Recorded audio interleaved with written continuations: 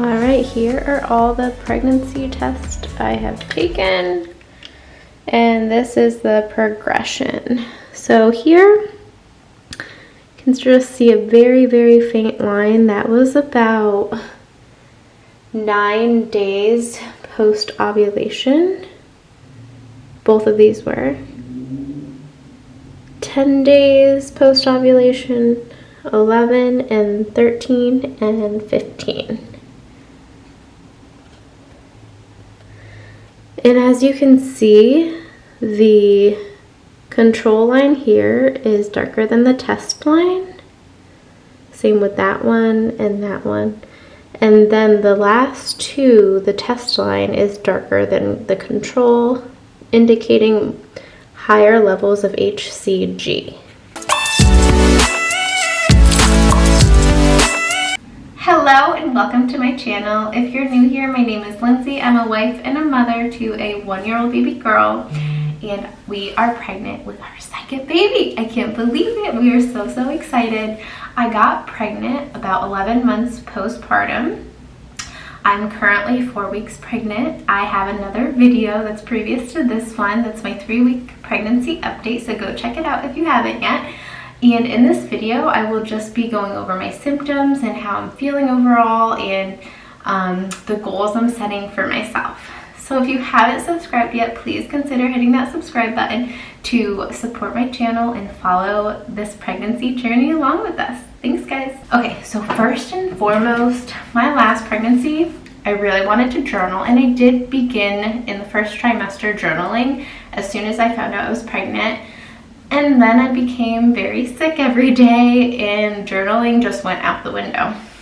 So this pregnancy, my goal is to journal weekly, and I just want to journal how I'm feeling, my symptoms, how my body's changing, and that's it. Right now, this little baby in me is as big as a poppy seed. So it's very tiny. The baby also just implanted in the uterine lining and is splitting into 2 groups this week. So the baby is splitting into the baby itself and the placenta. I can't believe I'm already 1 month into my pregnancy and I have 8 months to go. The countdown is real, guys. I just want to talk about my last pregnancy a little bit because I do feel a little bit differently with this one already. I know it's really early on and things can drastically change the next day, but overall I'm feeling more like just a sense of like well-being and like hopeful and calm with this pregnancy. In my last pregnancy, I felt very like cranky and on edge, and I was sick from like 6 weeks pregnant to about 12 weeks pregnant. So there was a time period where I was just very ill every day. For about 2 months I was just very ill. So I would wake up in the morning and I would be nauseous right off the bat until 8 p.m. at night. And I even had to go to the hospital one time to get fluids because I was vomiting so much. And this pregnancy, let's hope that doesn't happen again, but if it does, I will power through it and we'll see where we go. So now I just want to get into the symptoms I've been feeling so far. And I want to start off with the ones that I'm feeling the most. Right now in week 4, I've just been feeling very crampy. Like all over like my uterus and my abdomen area has just felt very crampy. It's kind of like a dull crampy, so it's not like severe period cramps or anything. And that's just something I feel like on and off throughout the day. And it's not every day, it's every like couple days maybe I feel that. But by the end of week 4, I really started to feel that crampiness starting to go away. Another thing, which is not fun, because my skin was so clear from my 2nd trimester of my daughter's pregnancy to like right before getting pregnant with this pregnancy. But my skin is starting to break out now. It's really like hormonal acne, so it's along my jawline, chin, and it's really only on my jawline. So it's definitely due to the hormonal changes I'm experiencing. You guys, this one I think is definitely the worst. I have insomnia. I am going to bed around like 9:30 and then waking up around like 11:30 midnight, and I cannot go back to sleep for at least an hour. And then I'm waking up at 2 a.m. and I cannot go back to sleep for at least an hour. And then I wake up at 4:30 a.m. and I can't go back to sleep at all, so I just stay awake.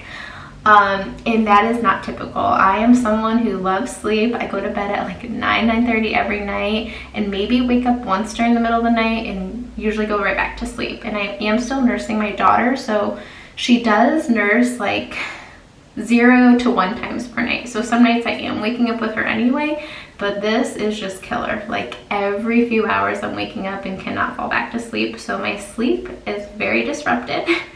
But fortunately, I'm not like really feeling that too much. Like it's not affecting my mood or anything. But I do feel very tired, which leads me to the next thing. I do feel very tired by like 3 p.m. every day. 3 p.m. I want to just fall asleep on the couch. And I don't, because I have to take care of my daughter. So I try to go to bed even earlier, but some nights it works and some nights it doesn't. I will say too, I am peeing very often, every like hour to hour and a half, whereas before I would go like 3 to 4 hours without going to the bathroom, which leads me to another thing.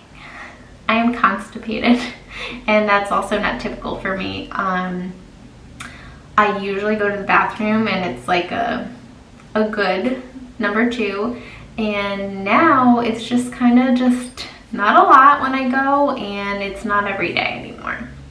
So that's another symptom I'm having. And my breasts are sore. They're sore mainly like on the sides, and then when my daughter nurses, they feel like a mild soreness. So that's another symptom that I'm having that I don't typically have. And I did want to talk about this a little bit too. I showed you earlier in the video the pregnancy tests that I took. I took them very early. I was about 9 days post-ovulation, and I didn't think I would be pregnant. I was just like, I'm just gonna try because I was feeling a little off. So I took the test at like 5 a.m.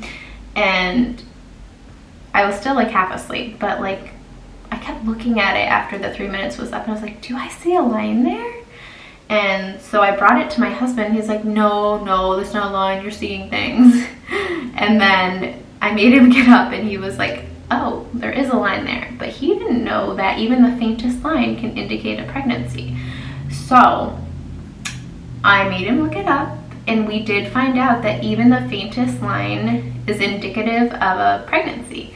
So the following days, I continued to test, and the lines have become even darker, to the point now where the test line is darker than the control line at 15 days post-ovulation. All right, so my goals again are to journal, and my other goal is to just really cherish this pregnancy, because it is just something that we are so blessed with. And I want my daughter to enjoy it too. I want her to connect with the baby. I want to, talk to the baby with her, have her rub my belly, we'll read to the baby together. So that's a big thing that I want to incorporate. I want my daughter and this new baby to have a bond right from the beginning. 4 weeks pregnant.